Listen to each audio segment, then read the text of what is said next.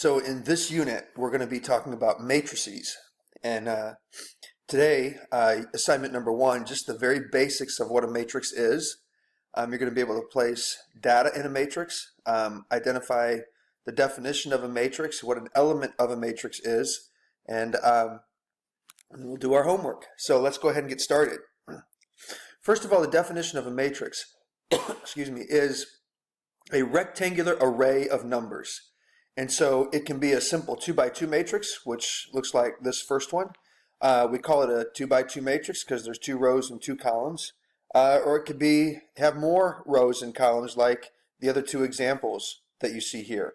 And so just a rectangular array of numbers is simply what a matrix is, and we can use them and perform operations on them and do them for several different things to help us out in mathematics.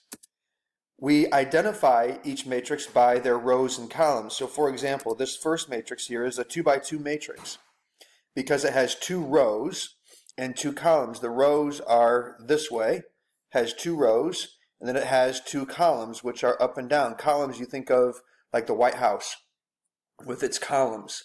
And so here we have this matrix, and this matrix is a 2 by 3 matrix because you can see it has 2 rows and it has 3 columns. And finally, this here is a 3 by 3 matrix because it has 3 rows and 3 columns. So not only can we identify what a matrix is, but we should be able to identify what an element is. An element is a specific number within a matrix. So this is how we would identify them. First of all, this is a 4 by 3 matrix because it has 4 rows, 3 columns. It's going to be important not to get those confused. It's always the rows first and then the columns second. And so this is a 4 by 3 matrix, and we identify each matrix with a capital letter, but then each element within the matrix with a smaller letter, same letter. So if I had a matrix B, it would be a capital B. An element in that matrix would be a little b. And these numbers following are the row and the column. So this first element is in the second row, the first column. So second row, but first column. And that would be the 23. And so that's why you see element A21 is the element that is in the second row, first column. This example is the element that's in the first row, third column. So we have the first row, which is this one, and the third column. And so that is a 9. So let's practice some of these on your own. Can you identify these elements? I'm going to have you pause the video, just write them down, see if you can get them correct, and then we'll move on. Hopefully you've done that. Row 2, column 3 is 27. Row 1, column 2 is 21. And row 4, column 2 is 4. Finally, let's go on to talk about how to place data in a matrix. So suppose teachers order supplies at the beginning of the year, and we put in different things that we want to buy. And so let's say that we have 3 specific teachers.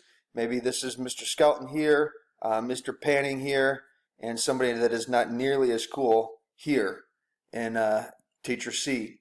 So, and then we wanted to order 4 different things, or teachers can order 4 different things. And so you can see here that Mr. Skelton would have ordered 3 rolls of tape, 2 boxes of staples, 25 pencils, and 2 things of whiteout. And you can see that he probably ordered 2 things of whiteout because he makes quite a few mistakes. So if this is Mr. Panning, 5 rolls of tape, 2 boxes of staples, 20 pencils, and only 1 box of whiteout. And the only reason I'd order one of those is just in case Mr. Skelton ran out of his, because I don't normally make mistakes on what I do. And then teacher C would order 4 rolls of tape, 1 box of staples, 10 pencils, and 2 bottles of whiteout. So this could be the other way around. Right now it's a 4 by 3 matrix because there are 4 rows and 3 columns. However, if we decided to put teacher A, B, and C as rows, and then we would have tape here, staples, pencils, and then whiteout. And then we could make this a 3x4 matrix with the same information, it would just be switched. The numbers would be switched. So we would have A would be 3, 2, 25, and 2, representing what Mr. Skelton would have ordered, and then what Mr. Panning would have ordered, which is teacher B, would be 5, 2, 20, and 1. And then teacher C, 4, 1, 10, and 2. And that's the same information. It's just written a different way. And so on your homework assignment for today, you will be asked to identify a matrix by its rows and columns, identify an element by its rows and columns, and then place data in a matrix. And that's it. Have fun with that, and we will see you in class.